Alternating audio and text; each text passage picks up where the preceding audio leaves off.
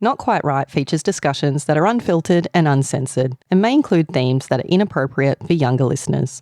Also, I swear a lot.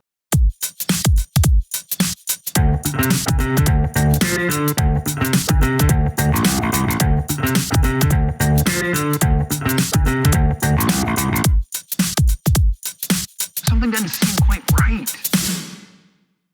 Welcome to Not Quite Right. My name's Ed. And I'm Amanda. And welcome to the first Daredevil for the April 2025 Not Quite Right prize. The first sucker. These are people who have signed up for the honour and the privilege of being critiqued on air on the podcast. So we will read the story, talk about the story, share our thoughts, and hopefully we'll all learn something together. Yeah, sounds good. Although in this particular case, I believe our author has provided their own reading of the story, which is exciting. That's right. So as a reminder, the prompts for this round were the word prompt seal, the action prompt of wiping out, and the anti-prompt of breaking the rule, kill your darlings. So our victim this time around is SJ Snyder, and it's SJ's second time around. That's right. Some of you might remember SJ's first Daredevil story, which was Best Laid Plans back in the July 2024 round.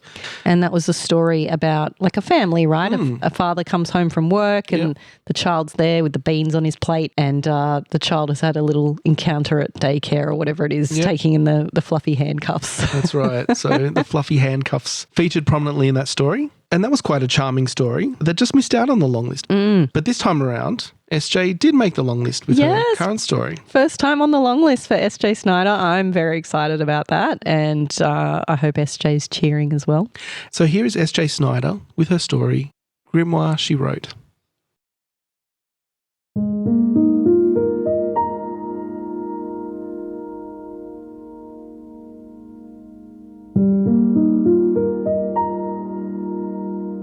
How do you mend a broken heart? Tegan never stopped believing in magic. Though the instructions for this mundane test were seared into the folds of her brain, she reread them anyway.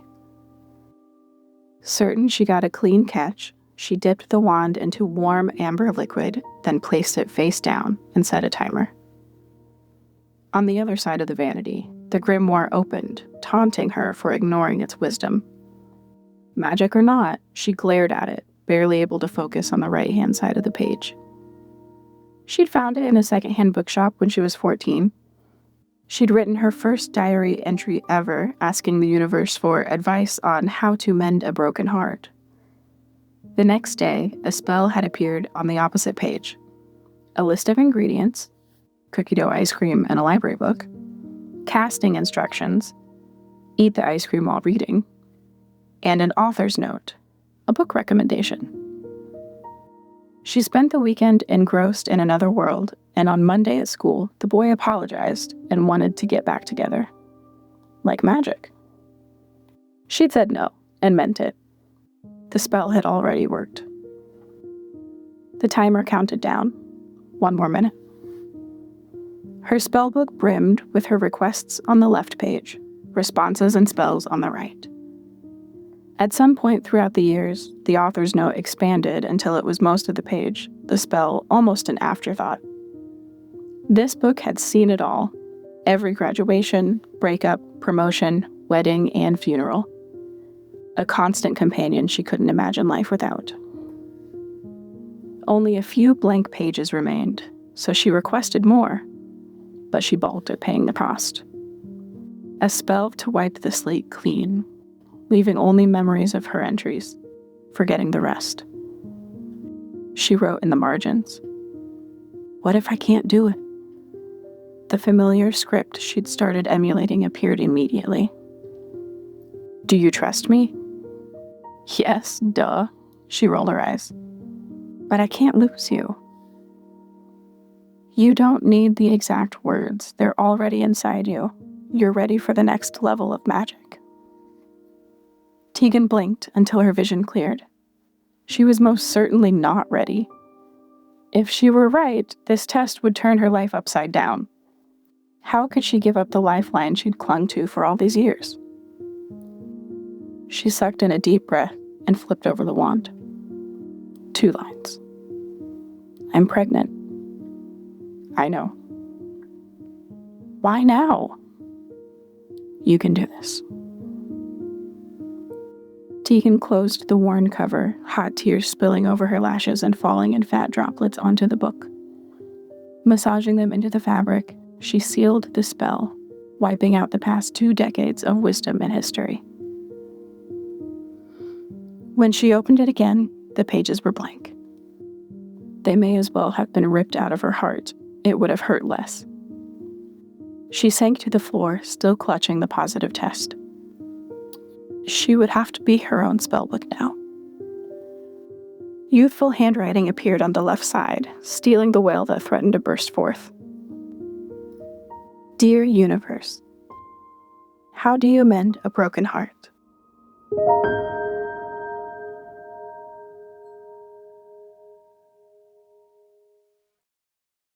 So thanks, SJ, for your story. And SJ Snyder has actually left us a voicemail, which we'll play for you now. Hi, Ed and Amanda, and listeners of the podcast. This is SJ Snyder, back for my second Daredevil experience. I thought I would explain a little bit of my process for how I tackled the anti-prompt. So the phrase, kill your darlings, partially means to cut words before you send them, words that are meaningful to you, but not necessarily to anyone else. And then, have you ever had to do the writing exercise where you answer the question, what would you tell your younger self? Or write a letter to your future self? This story is kind of a literal take on that theme. And so the words are sent before they're cut, but also in the act of wiping the pages clean. That's what allows the darlings, the relationship with herself, to live. I wish I could answer any other questions you might have or anything else that was not clear, but I don't know what you think yet. So thank you so much for the critique. I love everything about this competition, and I look forward to hearing your thoughts. Well, we do have some questions for you, and we'll get into those as we talk about the story. And also we'll get into the prompts a bit later on. So thank you for sharing your perspective on that. So this was an easy inclusion for the long list from Amanda and I. Dean didn't gel so well with the story and had a few criticisms, but I think some of those criticisms are valid. And we can talk about what you can do to potentially elevate it. I think it's interesting because I think it just goes to show how subjective this whole thing is, and what you write, like how a reader receives it, is not necessarily a given. Like you don't know how different readers are going to receive your writing. So I think that's really interesting. But certainly I really like this story, and it's not the kind of thing I would normally be drawn to. You know, fantasy kind of story. But I think it was that emotional heart that gripped me. Yeah, and it treads a bit of a line because I don't think it's really fantasy, right? It has that magical realism. It has that magical element of it. But I think all of that sets the character up well, and there's that interesting, line of the pregnancy test as a wand and like that ambiguity there. But let's get into it. Let's get into the story and break it down. Can we just start by maybe saying what a grimoire is? Because it's not necessarily obvious, but basically it's a spell book, right? So a book of magical knowledge, especially one containing spells, is the definition that I found.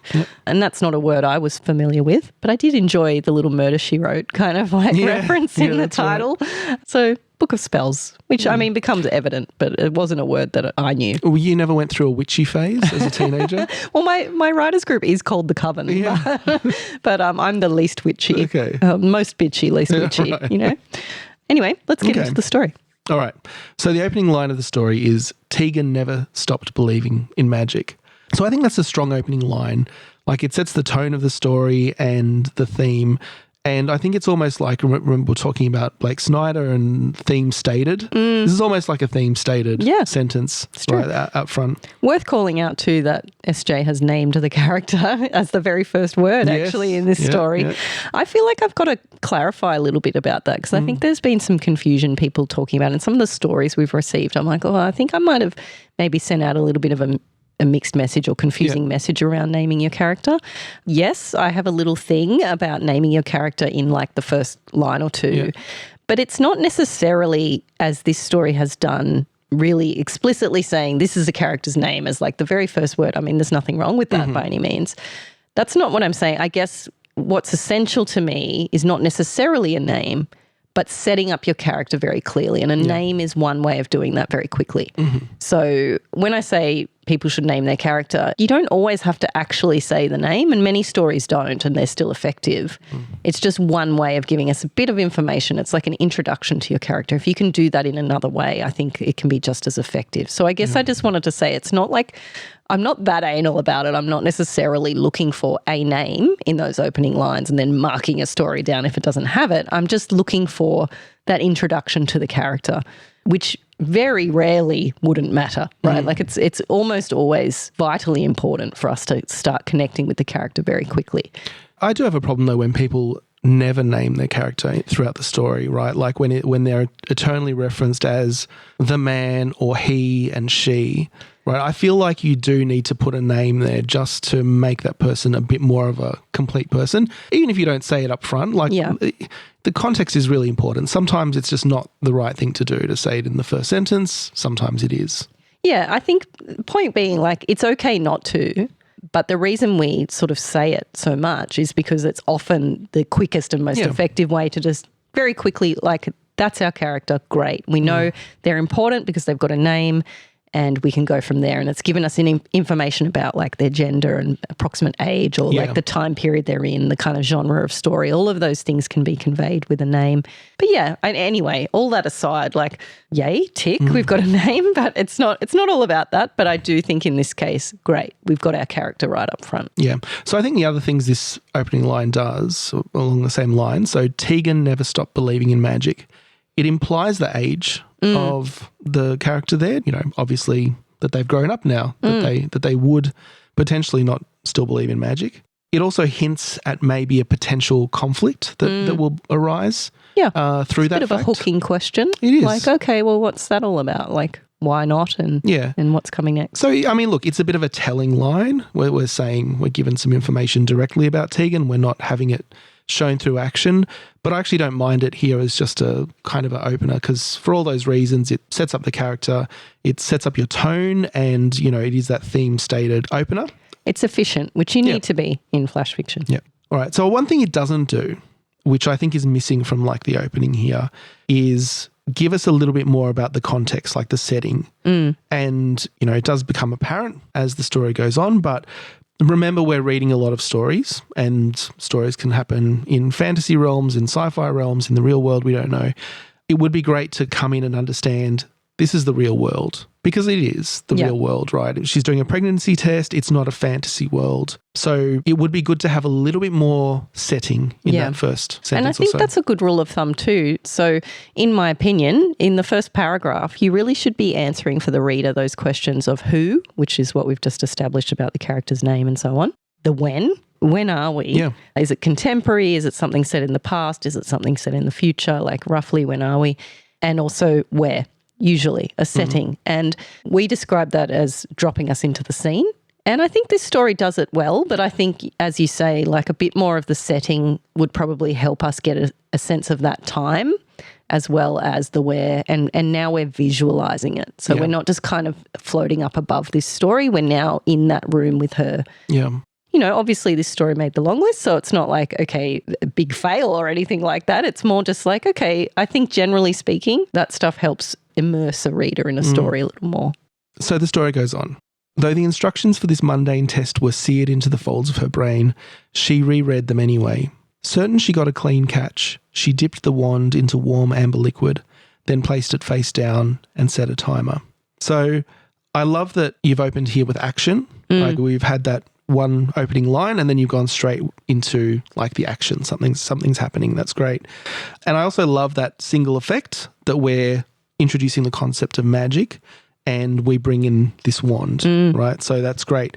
So we find out later that the wand is part of a pregnancy test, and like you're drawing that connection between magic and like this wand. On a first read through this story though, obviously you don't get that. Yeah. And it's presented as a twist later on. Yeah. And we've said this before about stories, like bring the reader along. Yeah. You know, I think this story would be a lot better served by stating that up front, like making that connection stronger. I agree. And I think the use of wand is great. So I wouldn't remove that. I think that's really perfect. But I think it could be made more clear that it's a pregnancy test in that paragraph. And I actually agree with you fully. Like that first reading, when it's not clear, I'm thinking this is a fantasy, and that's intentional. And I'm not saying like that's wrong. Like we want that. But I think, as you say, take the reader along with that. Keep us in the loop on that so we can appreciate that juxtaposition of like the real world and this magical world. It's a vital part of the story, and maybe it just needed a little bit more detail to see what's happening. Yeah, because you're presenting the wand as a metaphor, right, as a magical element. But as a reader coming into this without the context, it doesn't read as a metaphor, it reads as a literal wand. Yeah. So you lose kind of that effect that you're going for. Yeah, which is what we're describing now and what we like about it. And you want the reader to like that right away, right? And to get the clever reference right away. One of the things that this story does is have that twist at the end where it says, well, actually, it was a pregnancy test. The problem is that by doing that, you lose all of that engagement that you could have had throughout with, hey, this is a pregnancy test. And we're anxious about it. And bring us along with that anxiety and that, the stakes need to be there. We don't have the stakes. We have a wand and we have this idea of magic. And wouldn't it be a lot more powerful to have like this whole magical subtext of the story alongside all of these real world issues that she's grappling with, but we don't get the real world issues till later on in the story. So the next line, on the other side of the vanity, the grimoire opened, taunting her for ignoring its wisdom. Magic or not, she glared at it, barely able to focus on the right-hand side of the page. So I think that's a really important moment in the story, and it's sort of glossed over a little bit because for us as readers living in the real world, and it's still not clear here, are we in the real world or not? Like we've got a character called Tegan, which is not a magical sort of sounding name, not the kind of name you might expect in a fantasy. Yeah. And now you're showing this book of spells opening and almost taunting her. I feel like we need to be taken along kind of logically or emotionally with that. Yeah. Like how does Tegan feel about that? Like obviously she feels taunted, but if she's a real person in the real world and there's a book of spells opening, I guess me coming to that as a reader, well, a book of spells doesn't just open. Yeah. That's a magical thing. You kind of need to set that up a little bit more so that it feels real to me. Yeah. I think if you just say it happened without any sort of setup of that magic, it just feels like, hang on, what? And I think just a little bit more detail about the magic, like watching that happen. So not just the book opened, but like maybe visually, how does that happen in a way, like when you describe it, I can feel that magical thing happening almost. Yeah, that was one of the things I struggled with this story is understanding like how much of it was real, how much of it was kind of metaphorical, how much of it was inside Tegan's head. So we're presented with this opening line of that she still believes in magic, but then we're giving these descriptions of real magic actually happening and taking place. So it's not that she believes in magic, it's that the magic is actually happening. Yeah. But now we're kind of second guessing ourselves because of the fact that she believes it and things that will come to light further on. So we're never really sure if it's real or not. And I think that's okay to have that, but I think maybe a little bit more clarity as an author in terms of like, what are you presenting to us? Yeah. And then letting us make our decision, I suppose. Yeah. But being careful with the facts that you're presenting to allow for different interpretations. So when this grimoire opens, we have the description that it taunts her for ignoring its wisdom. I feel like we don't have that context yet. I feel like that needs to come in a bit later when we actually understand what the grimoire is all about. How is it taunting her? To us as a reader coming into this, it's a book. It's open. It's taunting her. In what way is it speaking? It can't really glare at her. It's a book, is it? Yeah. Like we just don't know what that means. It is a telling line, and I don't think we have the context yet to really understand what that line means. So I would like that to come a little bit later, or maybe not even as a line a little bit later, but have that idea of it taunting her come in a little bit later once we understand what the grimoire is all about. So now we do get a description, like some backstory about the grimoire, which was found in the secondhand bookshop when she was 14. And there's some magical things that happen here. Like she starts asking it for advice, writing in it, and then spells appear on the other page.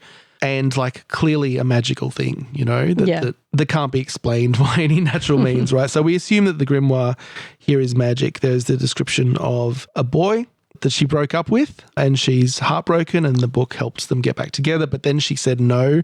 I think that was a really fun little bit of backstory there. Like obviously that use of, you know, cookie dough ice cream and reading a book, and that's how most people get over a breakup, of, you know, indulging in those comforts, you know. And so the spell now, again, being a very real world thing, like that is how people get over breakups often, is just, you know, having cookie dough ice cream and watching Netflix on repeat or whatever.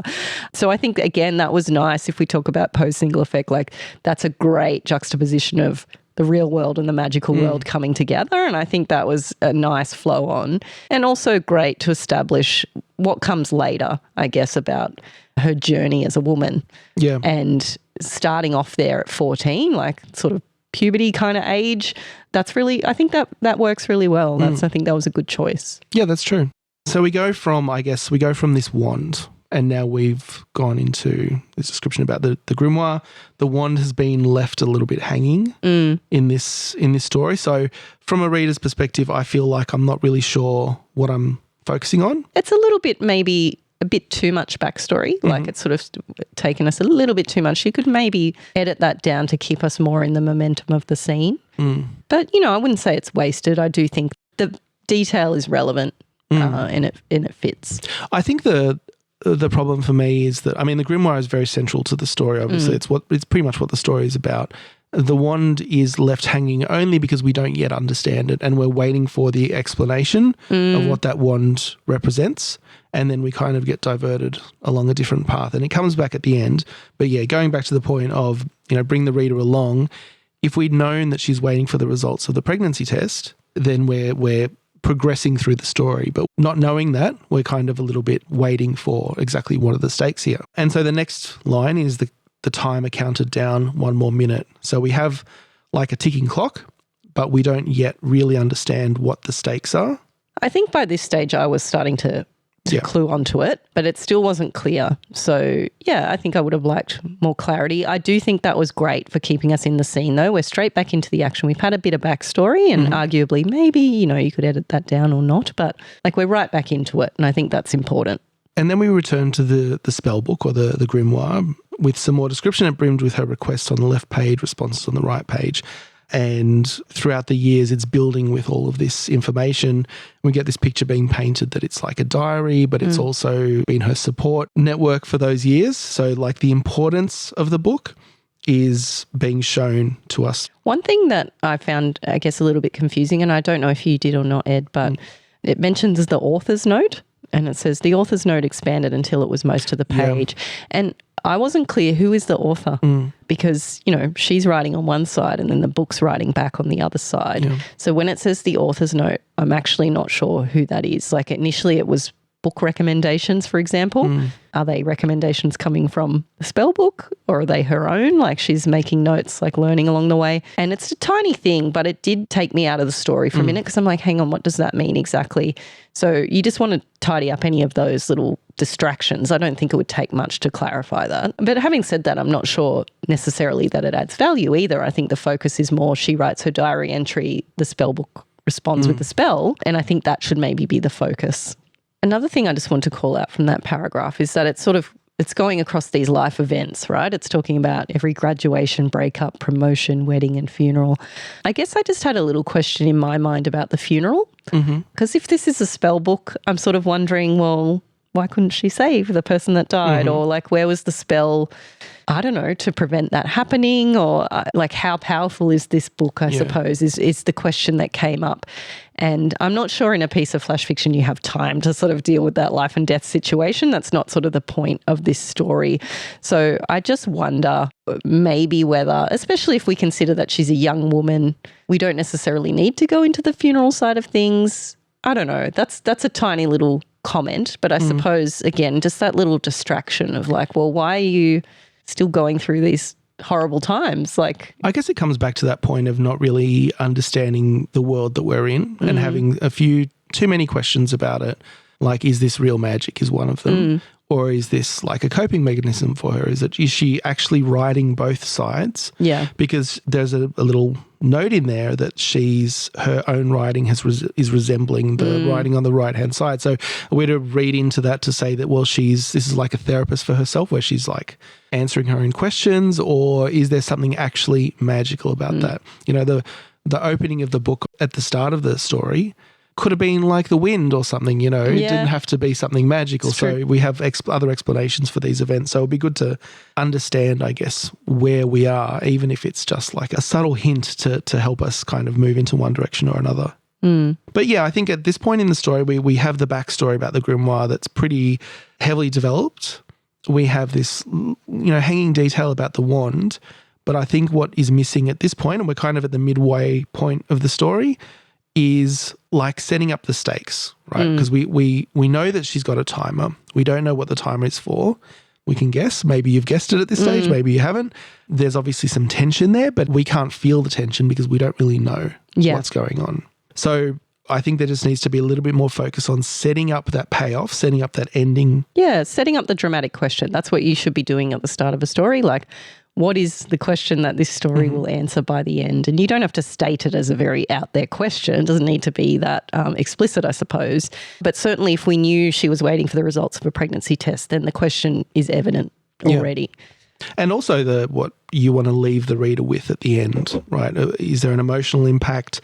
Is there like anxiety about the pregnancy? Is it happiness? You know, what's that emotion that you're trying to set up? Yeah, we don't know sort of how old she is or, you know, is this a good thing? Although I will say there is a tiny hidden detail about that, I think, in the story that maybe deserved a little more emphasis. And this is where we're talking about setting up those stakes.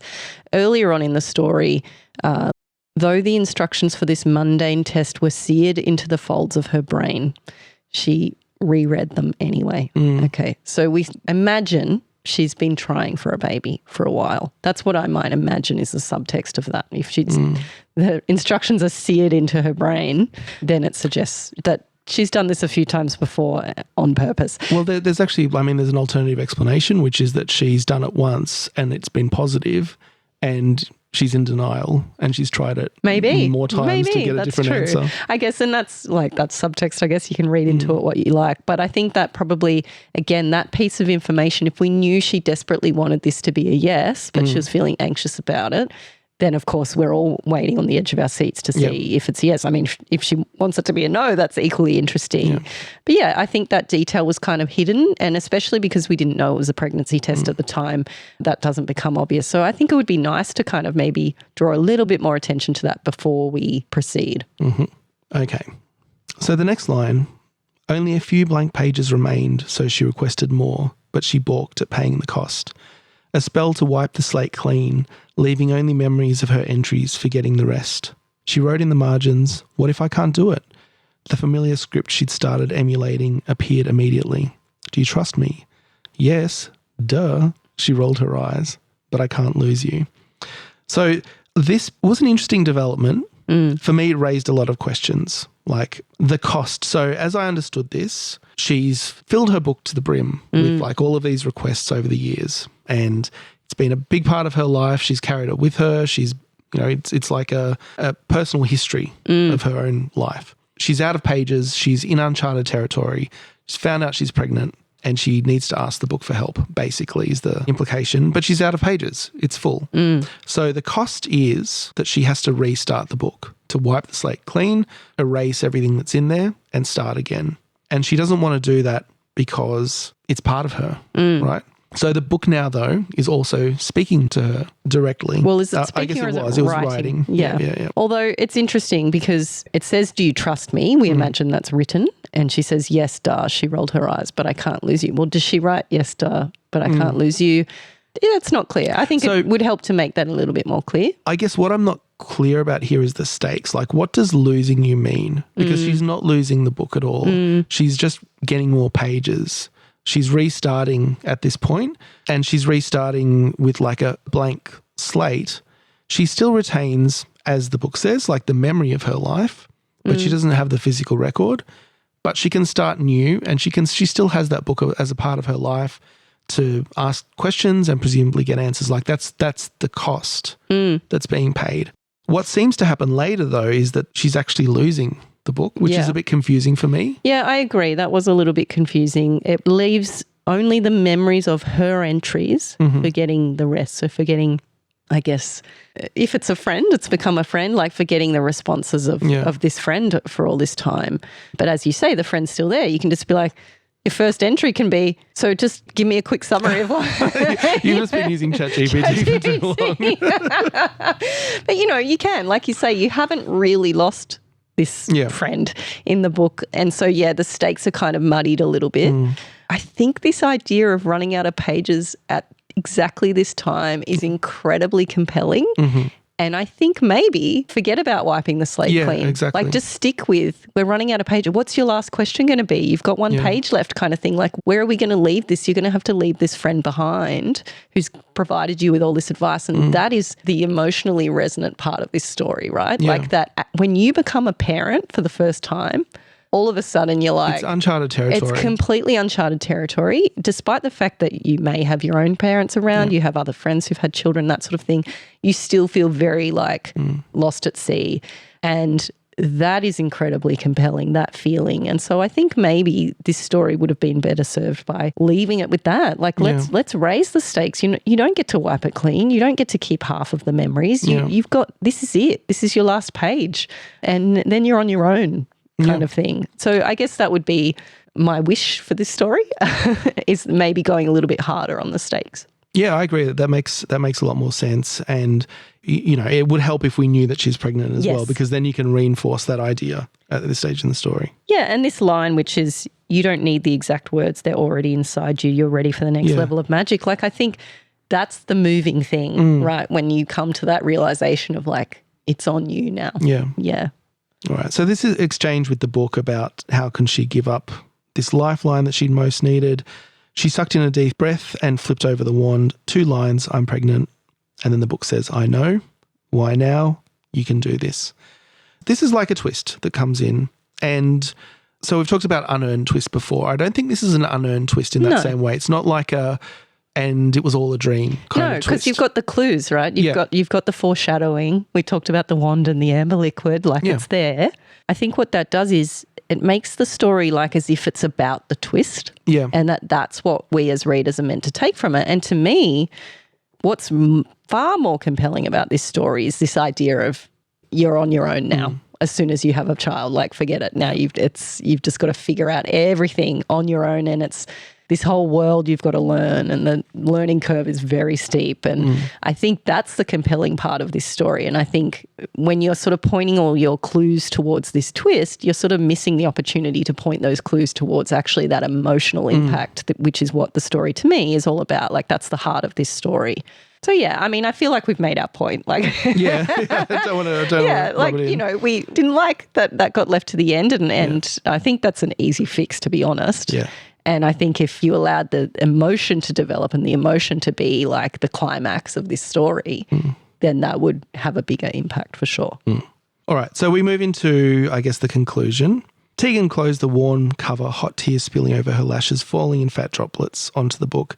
Massaging them into the fabric, she sealed the spell, wiping out the past 2 decades of wisdom and history. And I love the visual aspect of that and the tears spilling and like all of that. Being very active.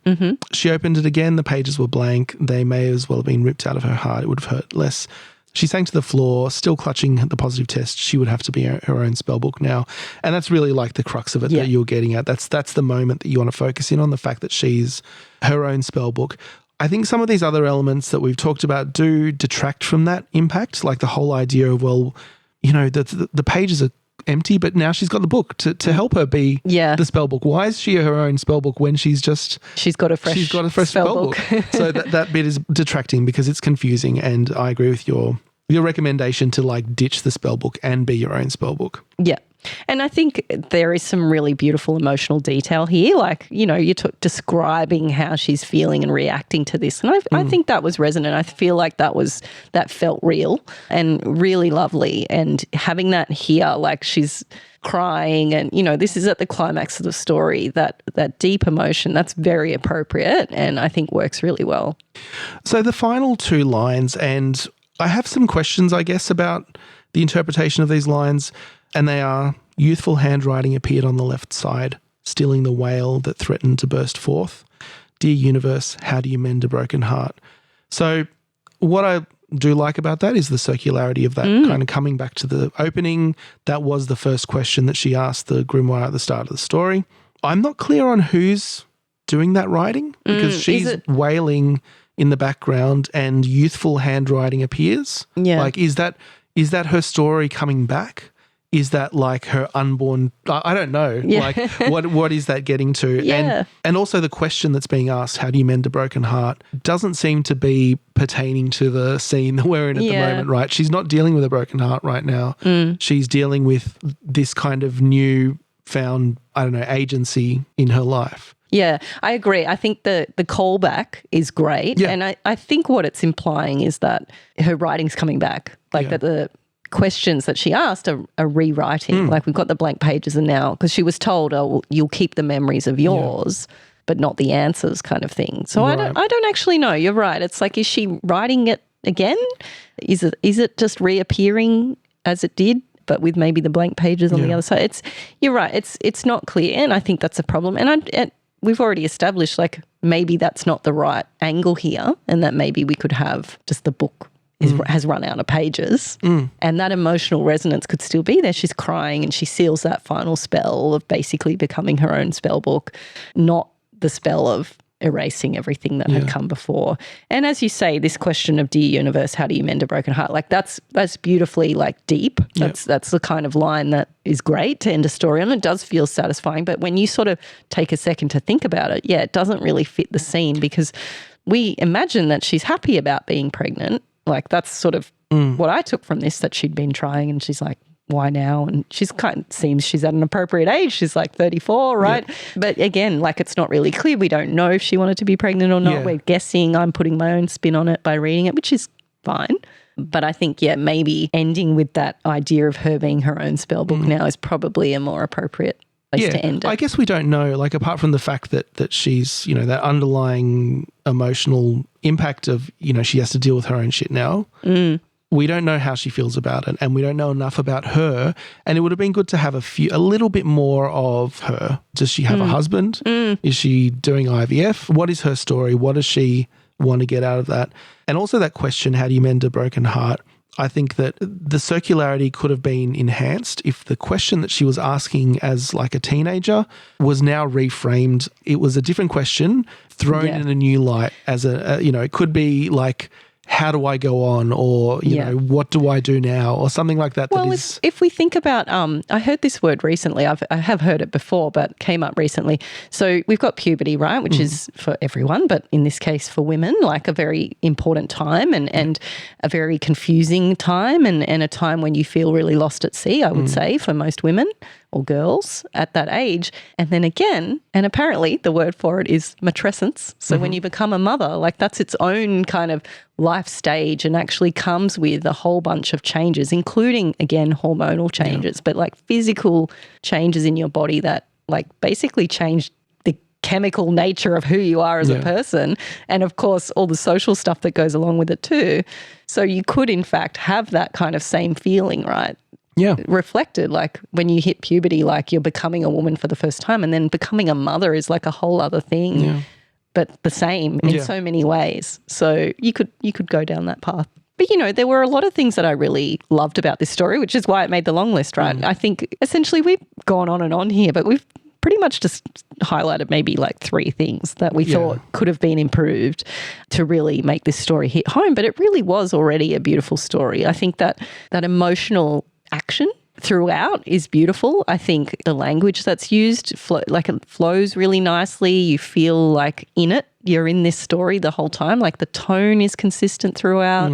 That juxtaposition of the magic and the real life is great. Like that single effect of that is wonderful. And a really nice balance too of like dialogue, or in this case, writing and action. Yep. So a lot to love about this story. Yeah. And I don't want to give the impression that we didn't like it. As I said in the outset, it was an easy yes for the long list. And yeah, those were the things I liked about it as well. I really liked that idea of the youthful magical thinking only getting you up to a point, and then you have to be on your own. And there is a stage in life where you have to kind of abandon those things. And yes, motherhood might be the point where you realize, oh, I've got to kind of take control. And that underlying theme, you mentioned the dialogue and the balance. I think that one thing that worked really well here is that you've got a scene with one person in a room. Basically, it's a very internal type of scenario, but it does feel very active, and there's obviously the character of the grimoire that's been inserted into it that gives it that dynamic nature. So I thought that was great. And the other thing I love about this is like there is a feeling of authenticity here. There is something real that's being expressed emotionally. It doesn't feel contrived. It doesn't feel like just making it up for the drama. It feels like an expression. So I really like that about this story as well. Definitely. It's definitely a relatable feeling too, which always helps too. Like if you want your reader to appreciate your story, then making it something that's relatable is going to help that, because it's like I can picture myself in this scene very much so. All right, so we'll just wrap it up with, I guess, the prompts. And the word prompt, seal, we have the use here was sealing a spell, which is a perfectly fine use.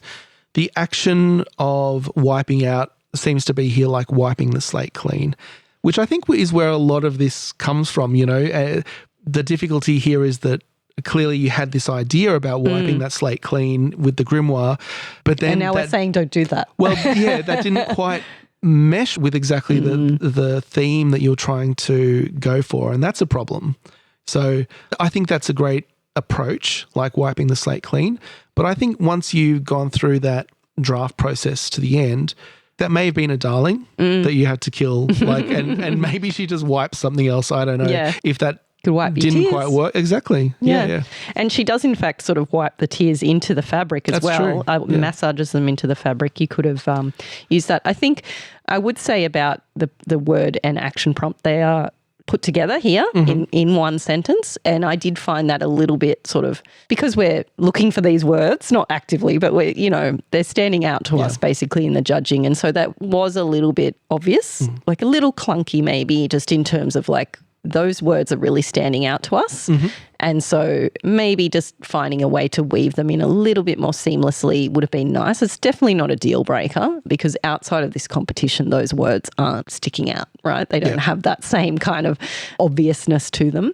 But I would say probably a lot of people this round of the comp used the expression wiping out, like, or wipe out or wiped out, when maybe you could have chosen different words and it still would have met the action prompt, because we say in the rules, like, you don't need to use this exact wording. We just need that action. And I think this is one story that a use of different words there might have just read a little bit more smoothly, just to us as judges. Again, it's not going to stand out for other people who are reading this. And same with sealed the spell. It was just that little bit maybe sort of forced in there. Not a deal breaker by any means, but just something to look out for, just trying to make that flow and feel seamless and not feel like it's been sort of tacked on a little bit. Yeah. But yeah, what about the anti-prompt?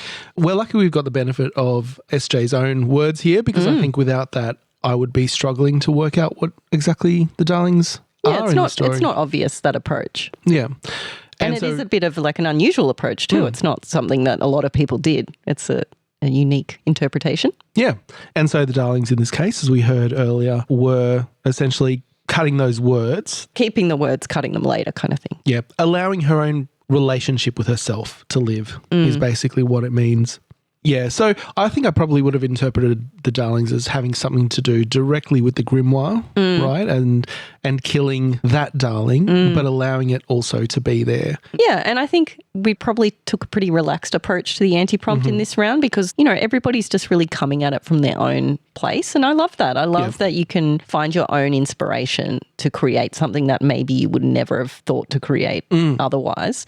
And I think that's a perfectly good interpretation, but like you, I wouldn't have necessarily known or been able to interpret that without that explanation. I don't think it's necessary for that to be the case. The story is sort of self-evident. It's not one of the stories that we read where, you know, you can say that it embraced the anti-prompt or was built around the anti-prompt, but still, like, the vibe is there. The idea of a darling being killed is definitely part of this. So thanks, SJ, for your story. I I hope we gave you a little bit of insight into our thought process. Like, it was a great story. It was easy inclusion in the long list. I thought it was a satisfying story. Yep. You know, I enjoyed it. I did think it, like, that emotional heart was there. And I think sometimes that's like what we're searching for. And so many stories like might be clever or might have a good idea, but lack that emotional resonance. And this one really had that. And I think that does stand out, certainly to me. Totally agree. And congratulations on making your first long list. Yes, well done. I'm so proud of you.